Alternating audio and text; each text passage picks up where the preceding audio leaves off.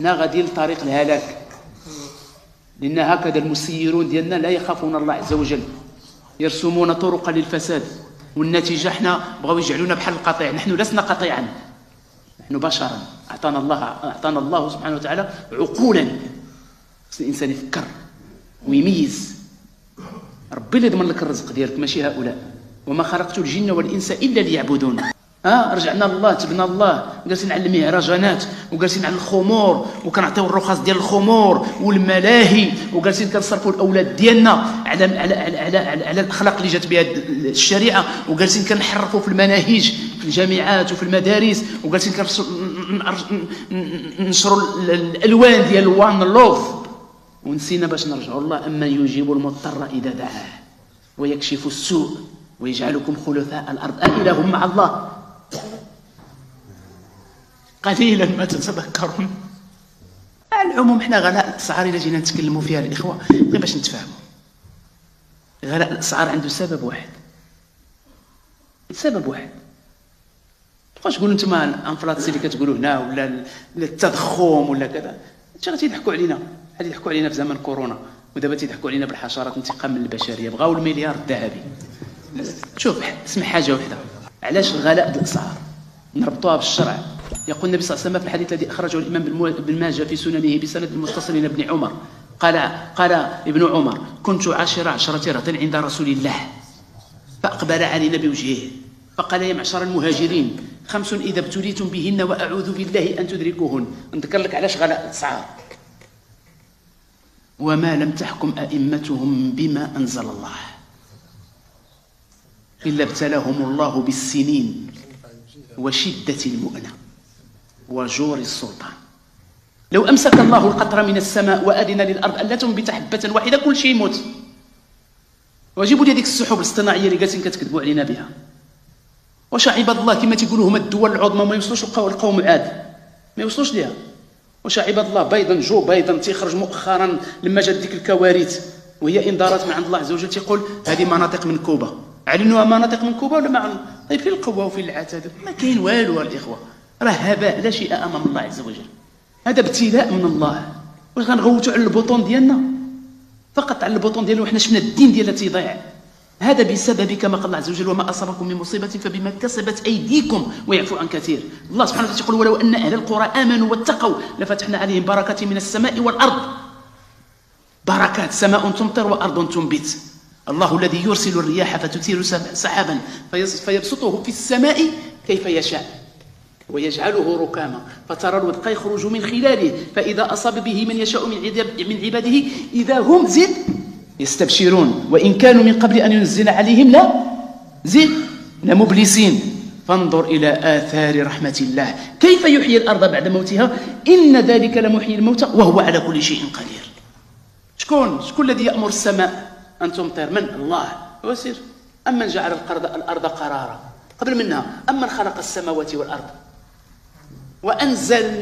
وأنزل من السماء وأنزل لكم من السماء ماء فأنبتنا به حدائق ذات بهجة ما كان لكم أن تنبتوا شجرها أإله مع الله؟ زيد، أإله يعبد مع الله؟ أإله مع الله؟ بل هم قوم يعدلون. أمن جعل الأرض قرارا وجعل خلالها أنهارا وجعل لها رواسي وجعل بين البحرين حاجزا أإله مع الله؟ بل أكثرهم لا يعلمون. أمن يجيب المضطر إذا دعاه. واش رجعنا لله؟ رجعنا لله، تبنا الله، جالسين على المهرجانات وجالسين على الخمور وكنعطيو الرخص ديال الخمور والملاهي، وجالسين كنصرفوا الاولاد ديالنا على على على على, على الاخلاق اللي جات بها الشريعه، وجالسين كنحرفوا في المناهج في الجامعات وفي المدارس، وجالسين ننشروا الالوان ديال وان لوف، ونسينا باش نرجعوا الله. اما يجيب المضطر اذا دعاه ويكشف السوء ويجعلكم خلفاء الارض أإله مع الله؟ قليلا ما تتذكرون، قليلا ما تتذكرون مع الأسف. هذا هو الواقع ديالنا. أما يريكم البرق خوفا وطمعا، شكون؟ من؟ ومن ينزل من السماء ماء فيحيي به الأرض بعد موتها أليس هو الله؟ أمن يبدأ الخلق ثم يعيده ومن يرزقكم من السماء والأرض أإله مع الله؟ قل هاتوا برهانكم إن كنتم صادقين. رجعوا الله والله تتشوفوا الخير. لقينا حنا متبعين وزير المالية، وزير الطاقة، وزير التوقعات وزير التوقعات الاقتصادية وخبراء الاقتصاد والمستقبل.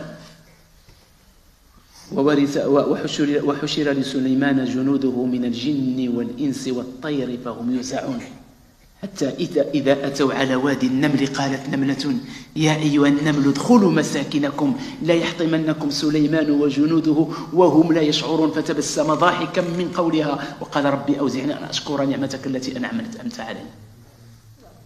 النملة فين درست هذه النملة؟ فين درست هذه النملة؟ في بروكلين ولا درست في الأكسفورد ولا في كامبريدج؟ فين درست هذه النملة اللي كتشتغل في الصيف وكتخبي وكتخزن؟ فين؟ من الذي ألهمها؟ الله سبحانه وتعالى. حنا غادي لطريق الهلاك، لأن هكذا المسيرون ديالنا لا يخافون الله عز وجل، يرسمون طرقا للفساد، والنتيجة حنا بغاو يجعلونا بحال القطيع. نحن لسنا قطيعا، نحن بشرا.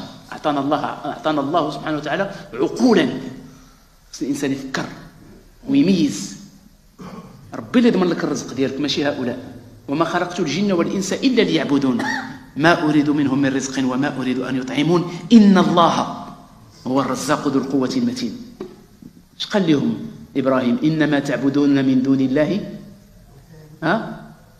إن الذين تعبدون من دون الله لا يملكون لكم رزقا فابتغوا عند الله الرزق واعبدوه واشكروا له إليه ترجعون. والله تفتح عليك الله سبحانه وتعالى البركات. رجع الله سبحانه وتعالى. ارجعوا. بيوع ربوية إذا تبايعتم بالعينة. اسمع الشيخ النبي صلى الله عليه وسلم، إذا تبايعتم بالعينة، نوع من أنواع البيوع الربوية.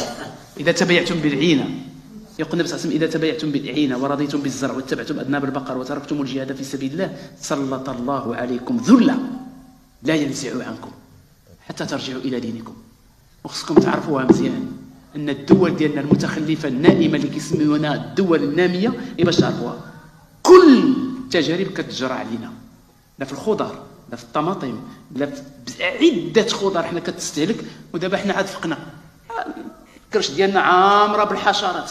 ضربنا الخبز البرتاين وضربنا السباكيتي ديال الطاليان واعترفوا بها. الدليل على ذلك المصنع ديال الحشرات قبل من هذا اللي جات الشنو الملك عندكم على بيرخون وبزوم. المصنع ديال الحشرات اكثر من 10 سنين وهو تيقول لك بان حنا كنصدروا هذا الشيء لكل اوروبا. اكثر من 10 سنين. دابا تيكذبوا علينا عاد غيديروا في واحد الحكيكات ولا غيديروا في كذا وهذه راه اللي داروا اليوم دابا زعما قال لك بربليغت شناهي هو انهم يبداو يذكروا لنا. هو دابا انت تدخل ودير المضادر قلب على ديك النمره ديال 120 و 904 اللي ما فيهاش لان هذيك غير فيها غير النحل. قلب على ديك ديال سراق الزيت وكتشحال كلينا من سراق الزيت وشحال وكلونا حتى في بلادنا. و80% من الدار البيضاء السناكات ديال الدار البيضاء كانوا كيضربوا غير الدجاج ميت. الدجاجه فيها 3 كيلو كتباع ب 7 ديال الدراهم. تيخافوش الله عز وجل. الناس ما كتخافش الله لان بقينا متبعين البطون ديالنا ونسينا العقول الدين ديالنا. رجعوا الله عز وجل قادر باش يبدل الاحوال ديالنا. ان الله لا يغير ما بقوم حتى يغيروا ما بانفسهم. الله سيبدل حالنا. ملي كنصليو الاستسقاء كان النبي صلى الله عليه وسلم تيقلب القميص ديالو والعبايه ديالو. علاش يقلبها؟ يا ربي حنا جيناك بواحد الحال ودابا راه بدلناه بعد الصلاه. حنا كنخرجوا من صلاه الاستسقاء كيف ما دخلنا قبل كيف ما خرجنا من بعد. كندخلوا لصلاه الجمعه الا من رحم الله عز وجل كندخلوا المخير فينا كياخذ واحد الشحنه على 10%. تيقول لك بطاري باينه ليخ صافي عندك الشحنه غير حتى الجمعه في العشيه. راه الا بغينا نرجعوا الله عز وجل خصنا هادشي اللي يكون غلاء الاسعار. هذا هو السبب ديالو. راه وقفوا امام البرلمان ولا تاكلوا العصا ولا تطلبوا كذا. راه ربي ما يرفعش علينا هادشي اللي فيه حتى نرجعوا ليه سبحانه وتعالى. وهو الذي امره سبحانه وتعالى اذا اراد وقوع شيء ان يقول كن فيكون.